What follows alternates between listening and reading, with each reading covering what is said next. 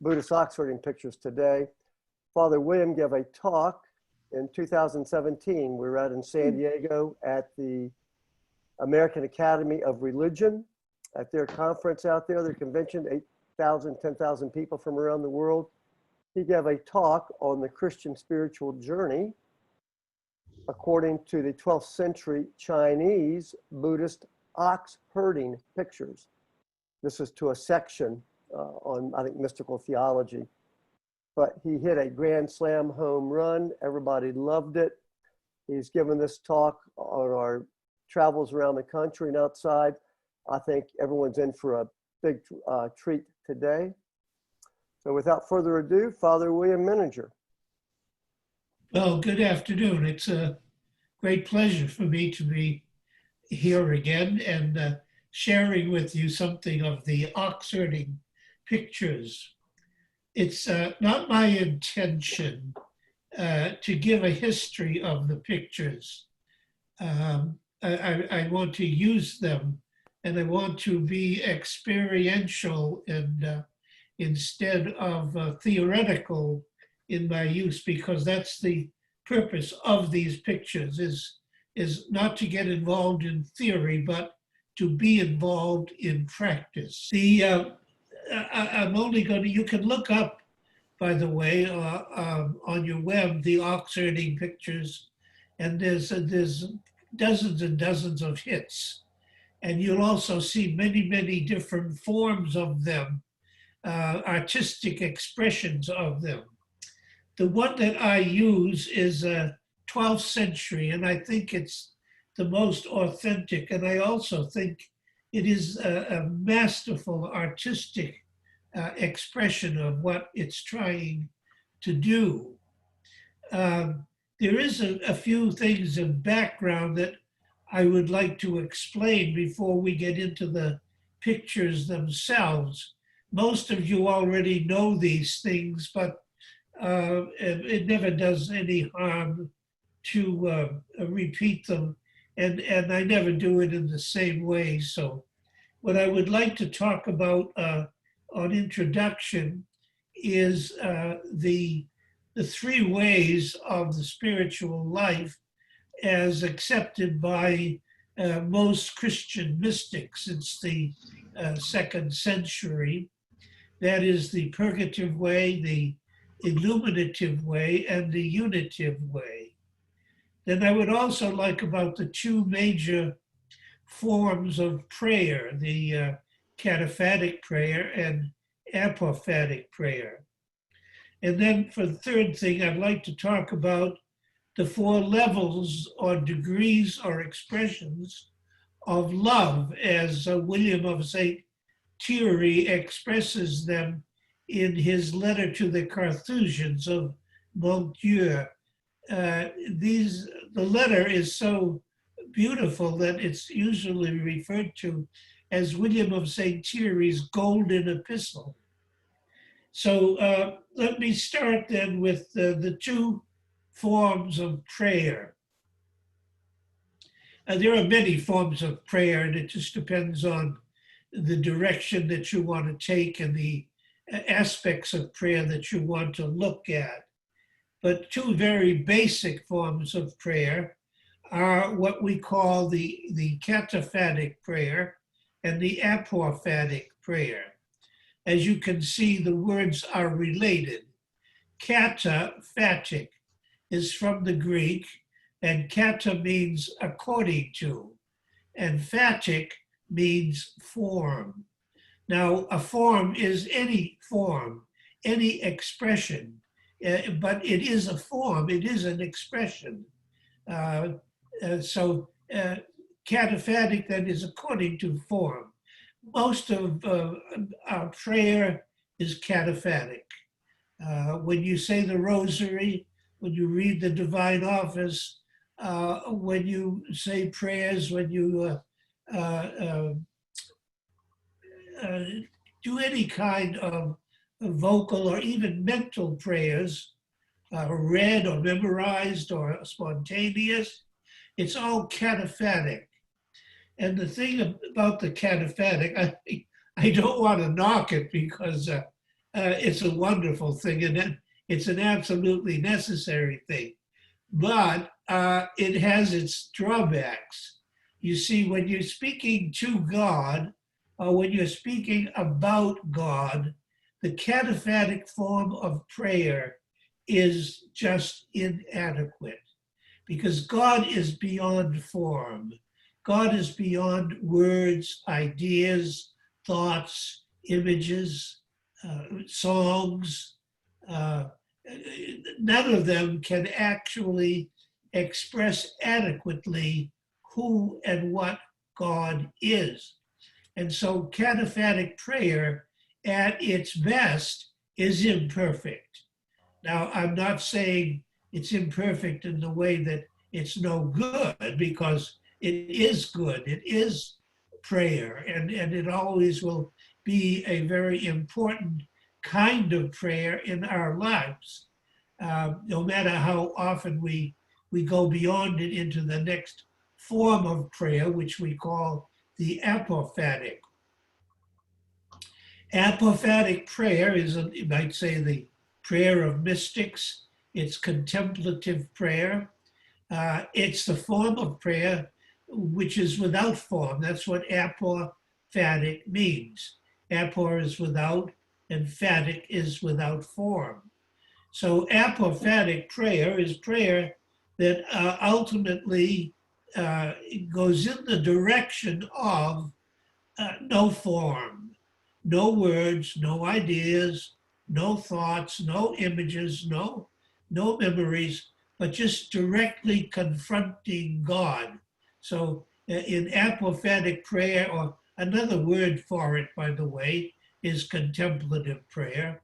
And another word for contemplative prayer, or at least one form of it, is centering prayer. So centering prayer is apophatic. Things like the rosary, stations of the cross, and so forth, are just spontaneously speaking to God, praying in tongues, whatever. These are all cataphatic. But the purpose, or one of the purposes of the cataphatic, is to lead to the apophatic. It's kind of like the doorway, because it's addressing God, but you might say imperfectly. And in the apophatic, in the contemplative expression, you are expressing God perfectly. There's just the immediate presence of you and God with nothing in between. So contemplative prayer, or apophatic prayer, is a direct confrontation with God without intermediaries, without any forms. So we'll see that in the ox-herding pictures. And then the final thing is the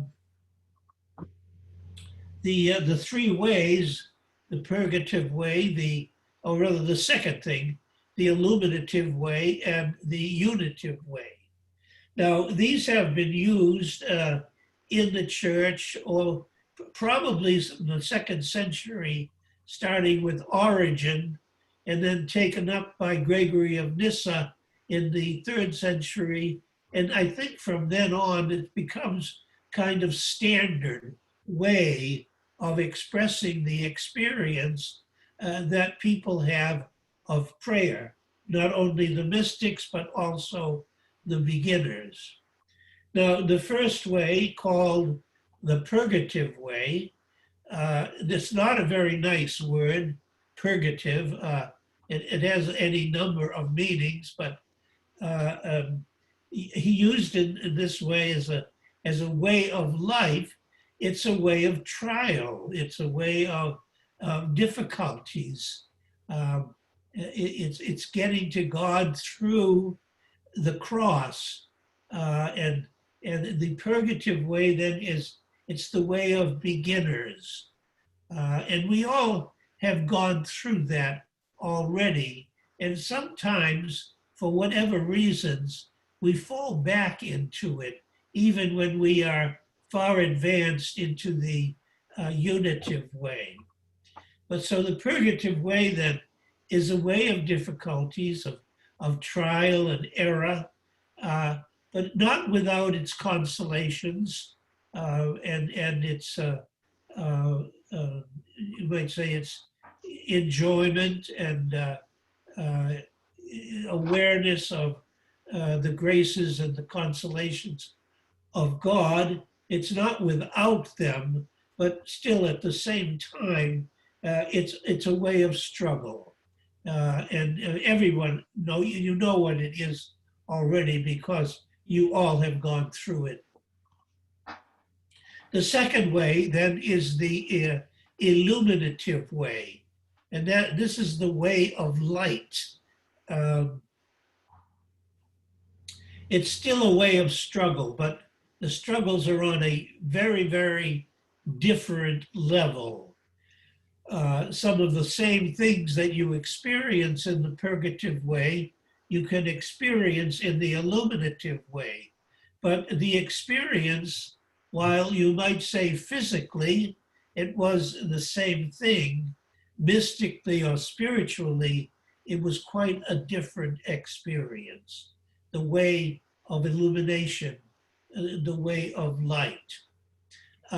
This is when you start going beyond the cataphatic, going beyond the use of words, and you dab into, as it were, a mystical prayer or contemplative meditation or centering prayer, and you begin to enter into that light.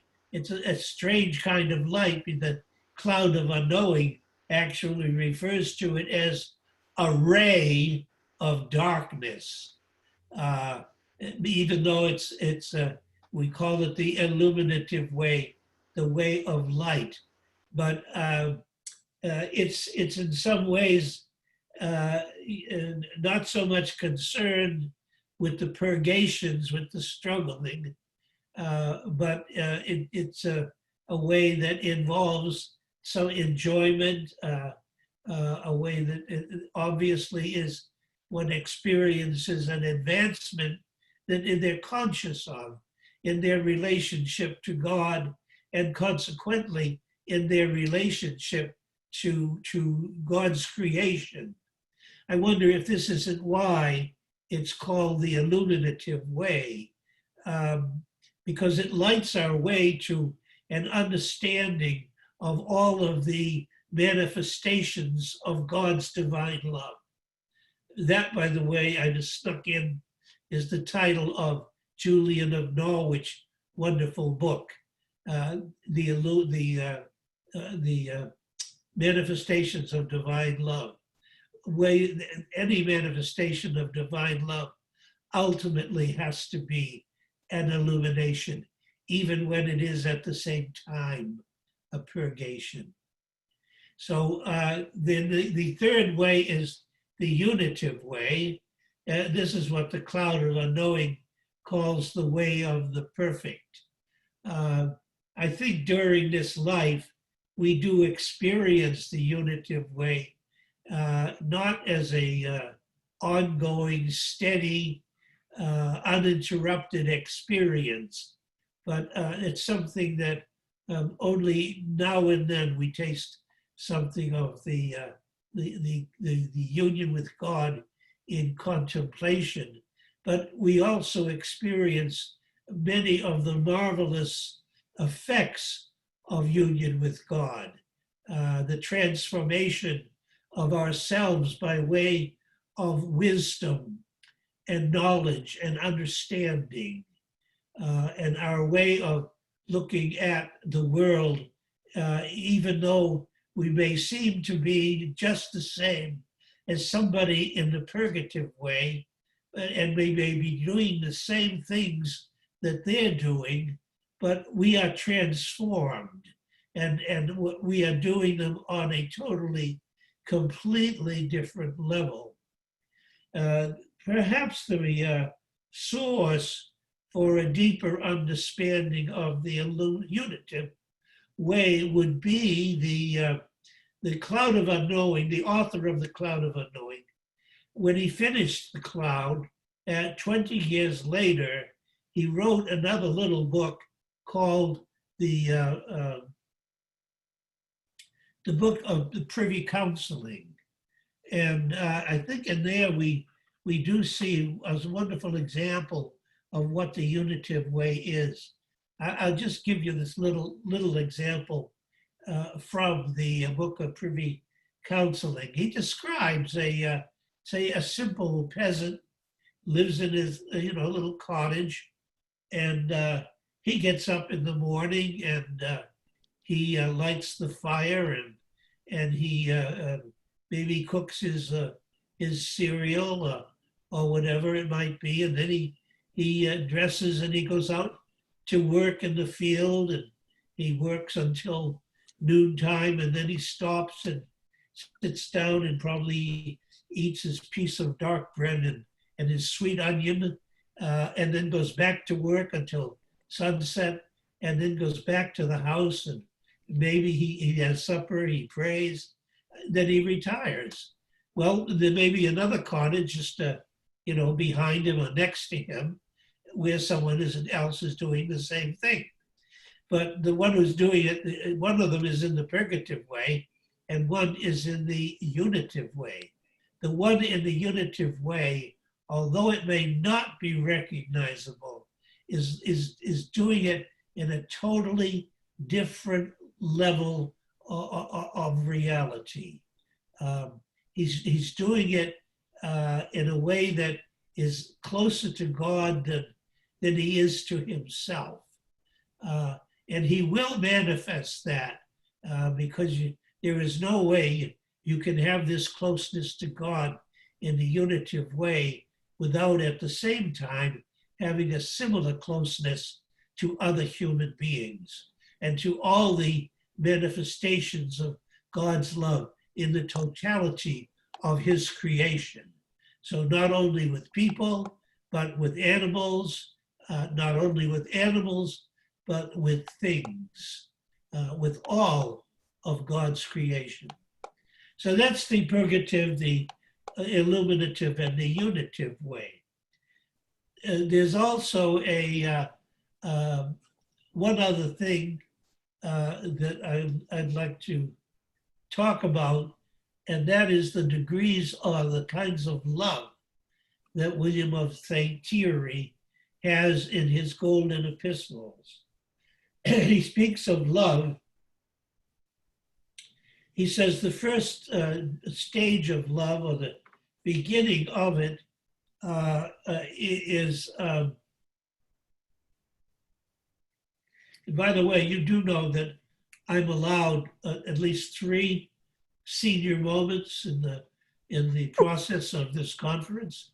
But the first degree of love, William says, is attraction. And you can see where this is true. If when you're going to love something, if you don't love it yet, but you are attracted to it. This is true even of God. We love God when there's an attraction. We don't know what it is. Sometimes we can't explain it. It's in the Cataphatic realm, and yet we feel it's there. It's a calling. It's a tug. It's a presence. It's something we really don't know how to explain, but that there is that attraction, and that's the first step in the process of loving. Now, the second one is what we call, or he calls, clinging. You see, once you're attracted to something and you grab a hold of it, you hold on. Sometimes you have to hold on for dear life. Sometimes it's pleasurable, the clinging. Sometimes it's very, very difficult, especially in the Purgative Way. Less difficult in the Illuminative Way, and with no difficulty, maybe, in the Unitive Way. But by the way, let me just mention, it's usually in the Illuminative Way, contradiction in words here, that we go through what St. John of the Cross calls the dark night of the senses. That is, God withdraws sensible consolation. Any consolations that we receive that are cataphatic, that have to do with the sense of taste, touch, smell, feeling, and hearing.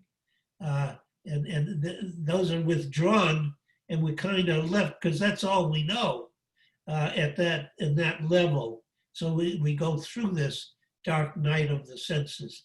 But in the unitive way, we go through the dark night of the spirit. In this way, God removes from us all spiritual consolation and all spiritual experience. He wants us to be withdrawn from everything that is not him. And this even involves sometimes deep, deep mystical experiences that we are bereft of, and we seem to be left with nothing. And that's the dark night of the soul or the spirit. So, but let's get back again to the levels of love. So you have the first level, which is attraction, then the second level, which is clinging. You don't want to let go of the thing you're attracted to, which does mean that there is that which pulls it away from you, or tries or wants to pull it away from you. Some of the mystics are very open and concrete about this. We'll call this the devil. But it doesn't matter what you call it. The experience is the same. So you go from attraction to clinging. And then on the third level, and this is as important as the others, is enjoyment. You enjoy the thing that you love and that you are clinging to. And you see its value in the enjoyment experience. And this is a kind of joy that it's not the joy, say, of a young boy going through the gates of Disney World, but it's a kind of a joy that is present even in the place of suffering.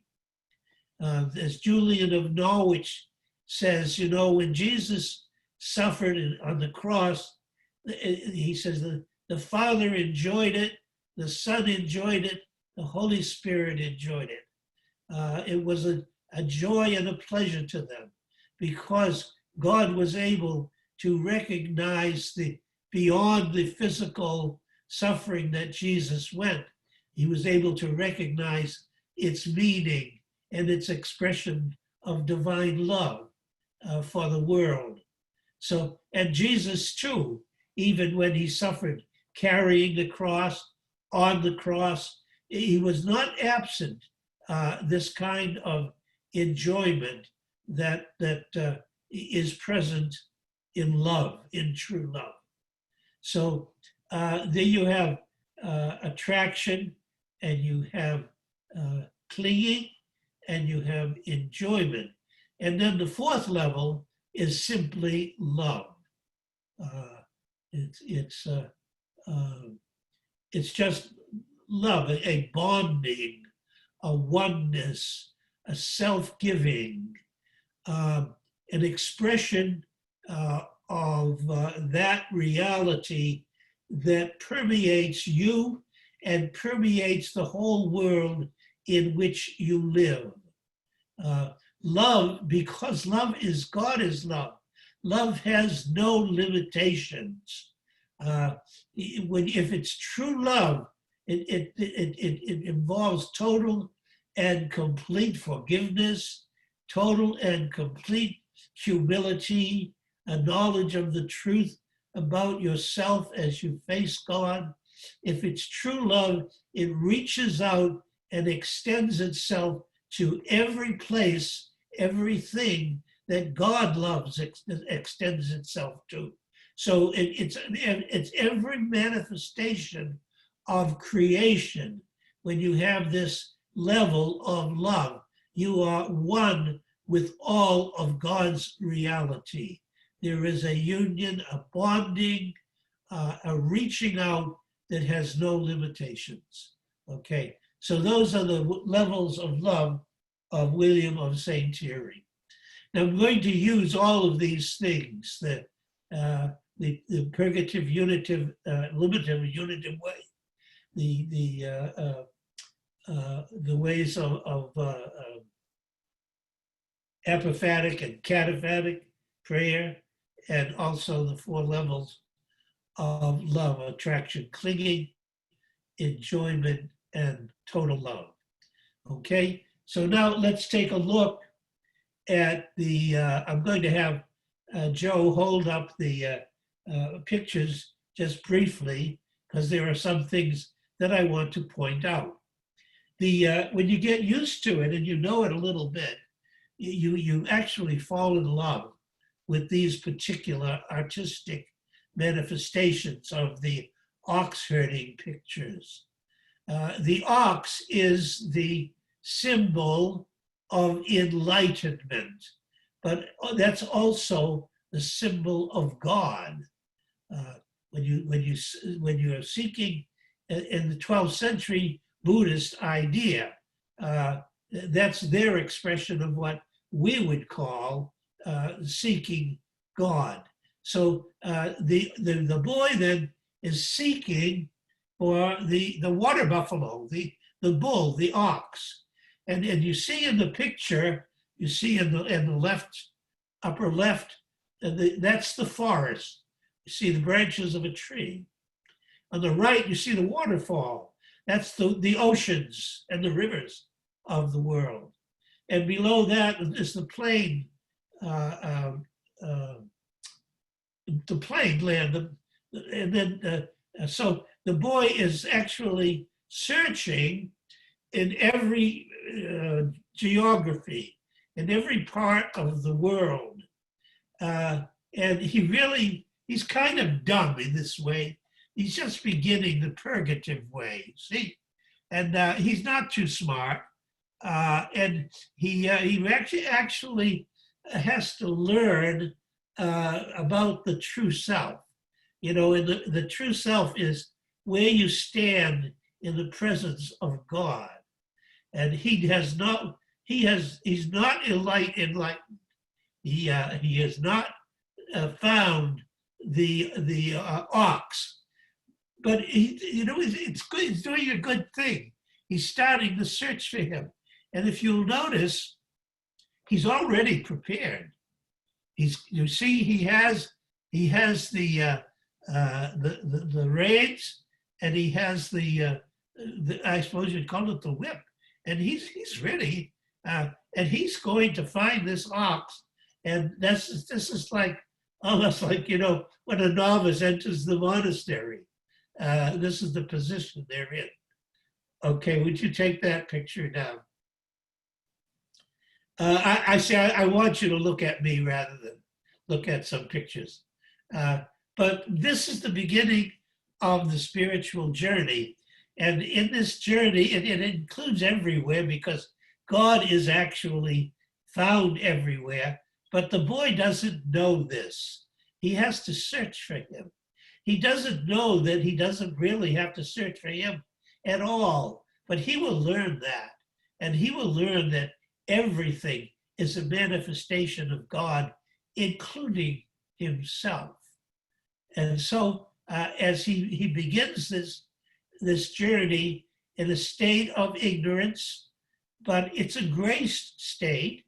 God calls him through that ignorance into humility and a true knowledge of himself, and gives him the real power to be enlightened, a power that goes beyond such things as the reins and the whip that the boy feels is so necessary in order to capture the ox, the symbol of enlightenment.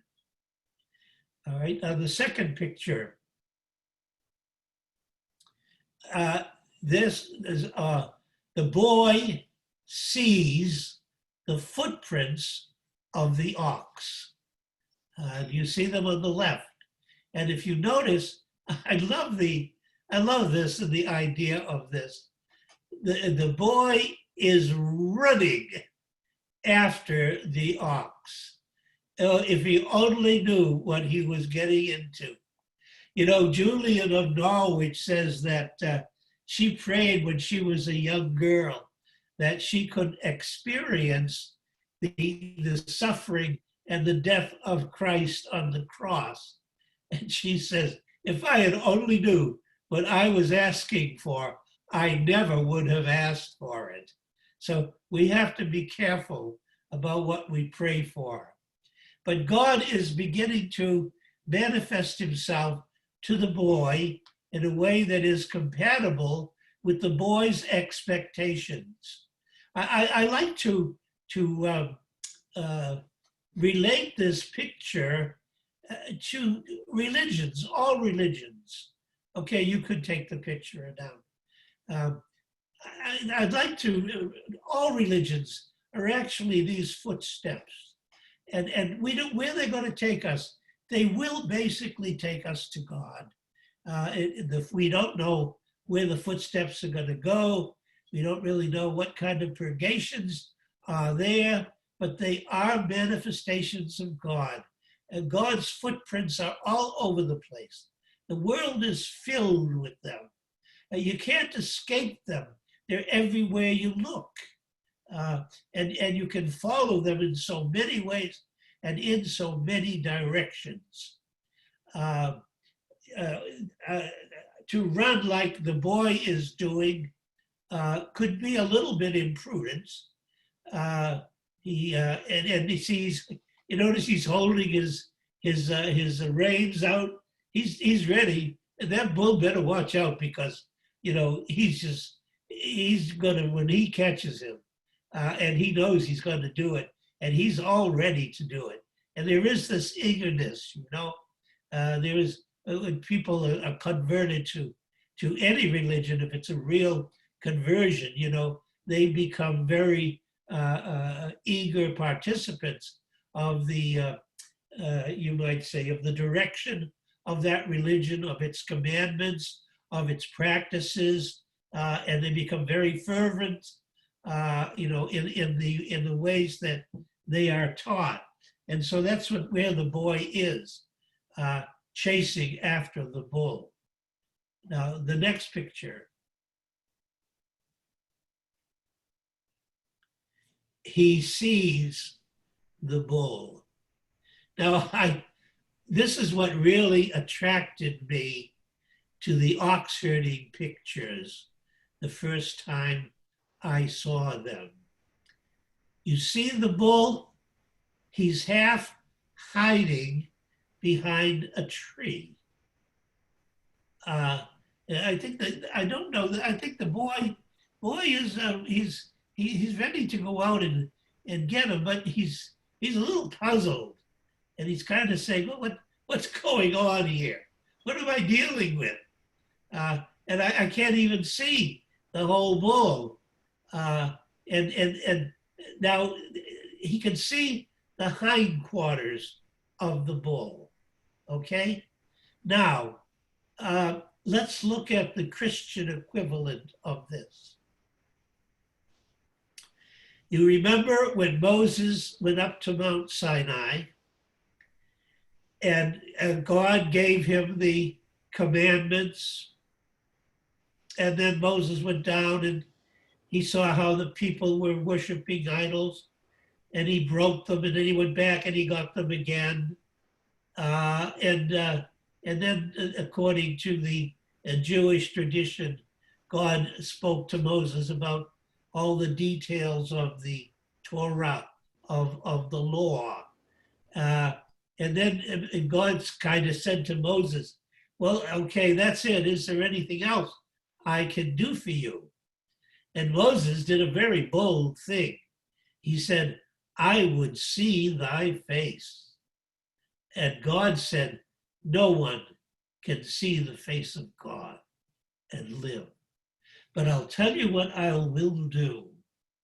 You see that rock, that big, big rock over there? And it's kind of split on one side. Well, you go in that cleft of the rock and you peek out, and I will walk by, and you will see my hindermost parts. I really shouldn't say this, but God mooned Moses. And here is the ox mooning the boy. He's not seeing the full thing. See, this is the symbol, this whole picture is the symbol of the Cataphatic understanding of God. We only see and we only know in part. God is hidden. And here you have God is hidden behind the tree. So this is a beautiful expression of the Cataphatic, the place where the boy is now. He's still in the purgative way, but he's approaching illumination. Okay, the next picture. Yeah, we'll go right to the next picture.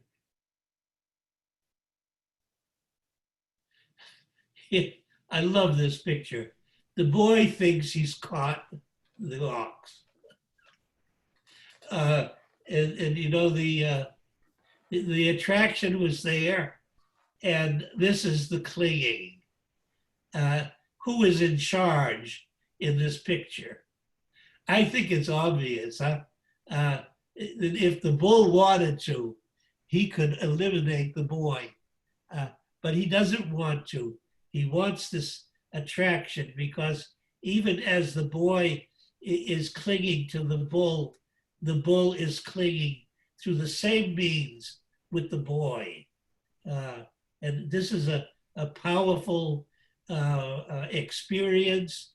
This is where you can go through the dark night of the senses, and the struggle is there, you see.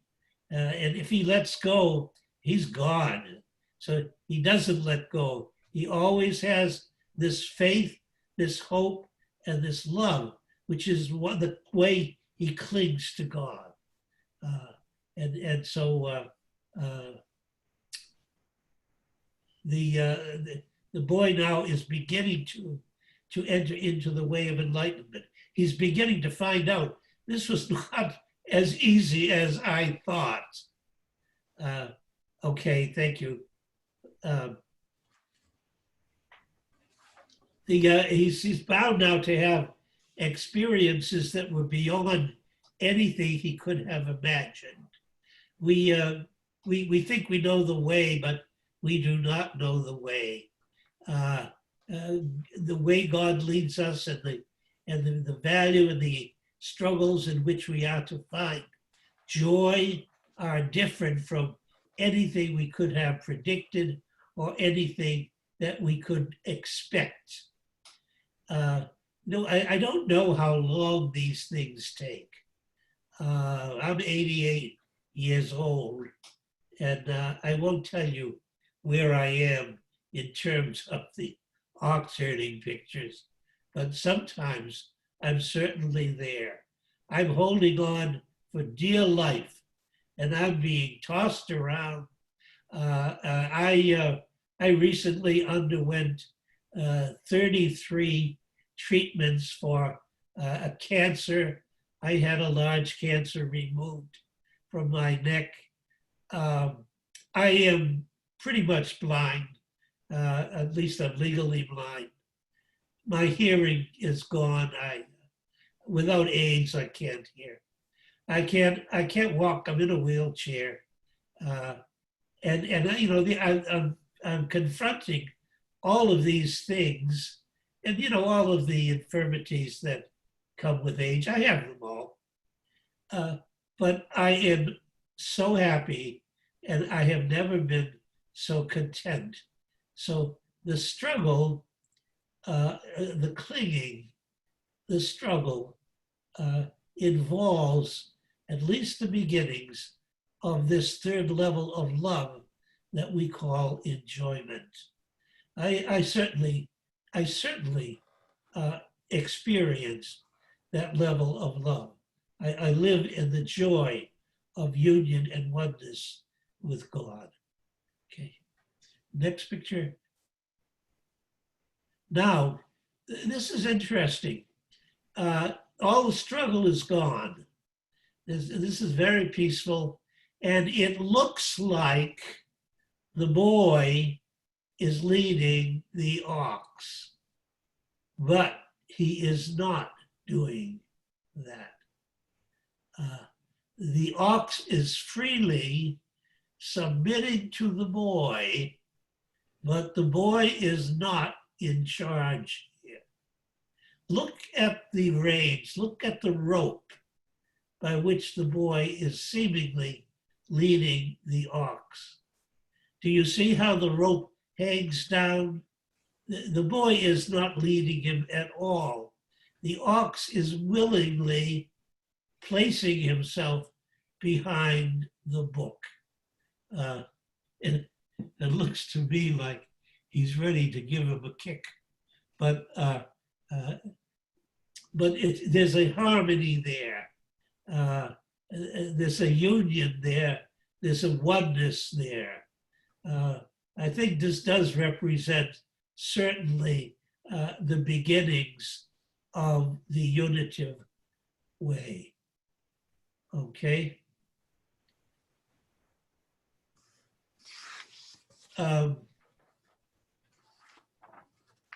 Now I think we're going to go through the next 5 now rather quickly because our time is just about over.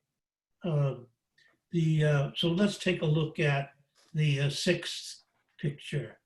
I love this one. You know, in the most ancient form of these pictures, there is a text underneath the picture, and it's like a koan. But the text underneath this picture says, "Everybody who sees him smiles." Now this is enjoyment at its highest level. The boy is sitting on the bull. He's not directing the bull. He's just freely going wherever the bull leads him. And he realizes that the bull knows more than he does. And he not only does not have to worry about it, he can rejoice in this union, this oneness that he has with the ox. And so he sits there playing the flute, and everybody who sees him smiles. This is a very important thing in terms of light and love, illumination, and oneness with God. The oneness with God, of course, is manifested by the boy is sitting on the top of the ox. He is not directing the ox. The ox is taking him wherever he wishes. And the boy is comfortable and happy, and he communicates that happiness to everyone who sees him. This is so important in terms of love and love of God. The boy is on the 3rd stage of love, the stage of enjoyment, but it's really love. And so it is being shared with all others. Love is something that cannot be contained. Love is something that bursts forth from a loving heart and spreads itself to everybody who comes near. People sometimes in the presence of the boy, they feel this, whatever it might be, they feel something, they don't know what it is, but it's something that draws them. It draws them to him, and ultimately it draws them to God, to union with the bull. So, okay, number 7.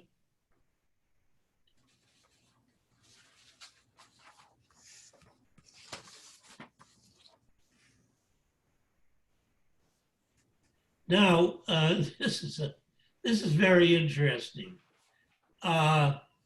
You see, the boy is home. He's sitting down. It looks like, he's just sitting under the sun, basking in its warmth.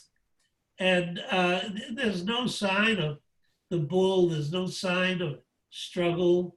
The boy is just at home. Okay, you can take that picture away. So what does this mean for us in terms of the spiritual journey? Well, C.K. Chesterton says that our journey is, we leave by the front door and we walk all the way around the world and we come in the back door. And that's what the boy has done. He has found the ox. He has ridden the ox. He has enjoyed the ox. He has gone where the ox wishes to take him. And this is where the ox takes him. The ox takes him to where he started. And you have also this statement of C.S. Lewis where he says, we should never cease our explorations. And the goal of our exploring will be to find the place where we started and see it for the first time. This is what the boy is doing. He is here in the Unitive Way. He is seeing, he is being fully and completely present to the manifestations of God which surround him. It doesn't matter whether it's his home or whether it's a convent or whether it's a parish or whether it's a working in the coal mines or whether it's serving in the services or whatever it might be. When you're in this stage, you know that you are in the presence of God, that you are enveloped in his love, and you recognize it, and you are at peace with it. This is a beautiful thing, and it's ultimately expressed in the next picture, number 8, I guess. And this is perfect contentment. This is utter and complete nothingness, which is really everything. This is true enlightenment. As the cloud of unknowing says that the contemplative prayer, the mind is rushing towards God and is filled with God. And in itself, it is empty, but it contains every manifestation of God. It's what one of the Buddhist teachers calls a portrait of all that is. Emptiness and fullness are one and the same. This is complete and total non-duality. There is no boy, there is no ox, there is no cataphatic or apophatic. There is simply the reality of God. Now, for a long time, this is where the ox herding pictures used to end. But later on, another form of Buddhism added on the next 2 pictures. So let's look at and see why. We can remove this one. We are told that Jesus tells us, when he was challenged by the scribes and Pharisees to tell us what the greatest commandment in the law was. And of course, Jesus, he quoted, I think the book of Numbers, he quoted where it says, "You shall love the Lord your God with all your heart, all your soul, and all your might." This means love God with the total reality that you possess. But then thing is, he couldn't stop there. Something he had to add on. And he says, and the second is like to it. Now, that's important. The second one is like this first one. It's loving with your whole heart, your whole soul, and your whole mind. But the object of your love here, in the love of God, is your neighbor. And of course, who is your neighbor? Your neighbor is everyone. No one is lacking from that roster of people that you love because of the love of God. So now look at the next picture. Notice this picture is, in some ways, it's very much like the first one. There's the tree, that's the forest, there's the land, then there's the water, the rivers, and so forth. But there's no boy and there's no bull, there's no ox. But this is the total reality. Father Thomas Keating likes to say, there's nowhere you can go to find God, and there's nowhere you can be to get away from him. And this is the situation here. The boy is a part of total reality. He is one with every manifestation of God. There's no need to search for God because God has found him. And now let's look at the 10th picture. This one is quite amazing. And there are many, many different interpretations of it. But the boy is in the marketplace and he's teaching his wisdom.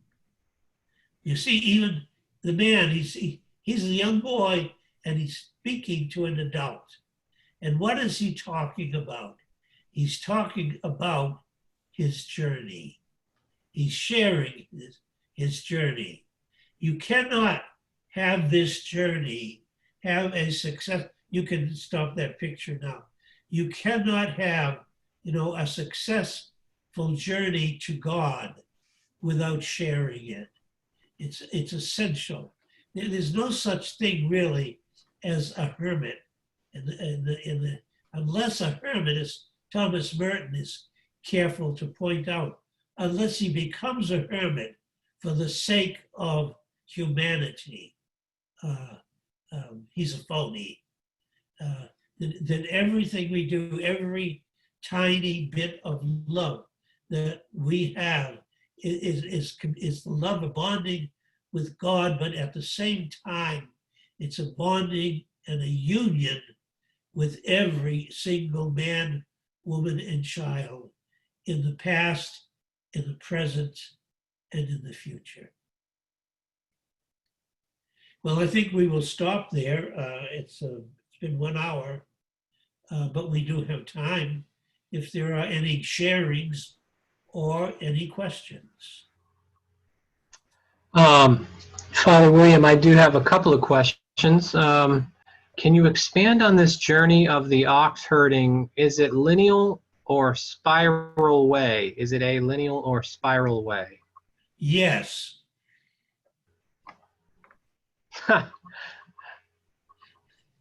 That's it, huh? That's your Okay. answer. Okay. All right. Next question. I have a question.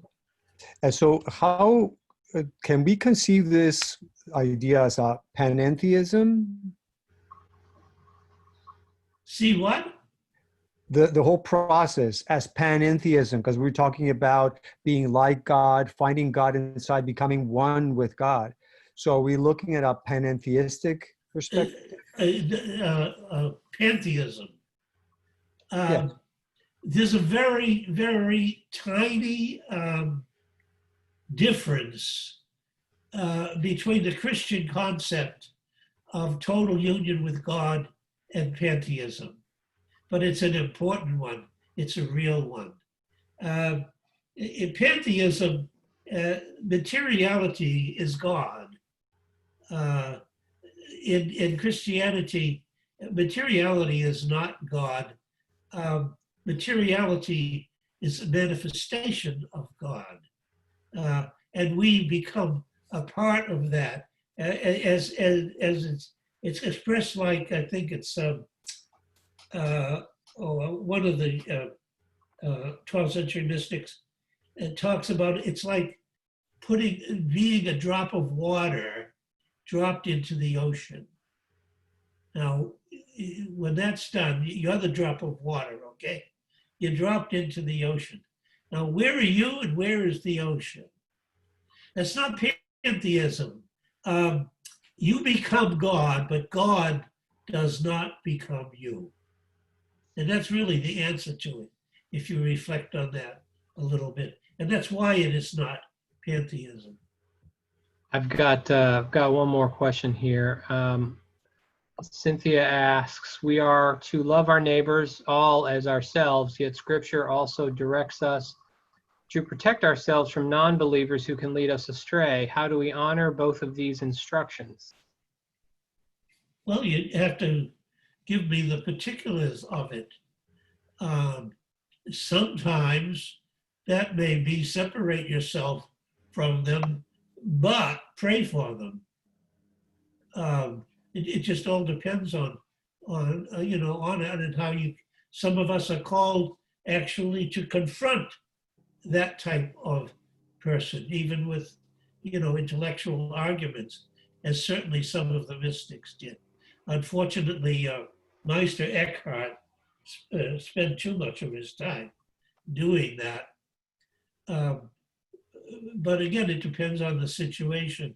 But you have to love them, which means you cannot have enmity, you cannot have feelings of hatred or any of the things that are associated with non-loving.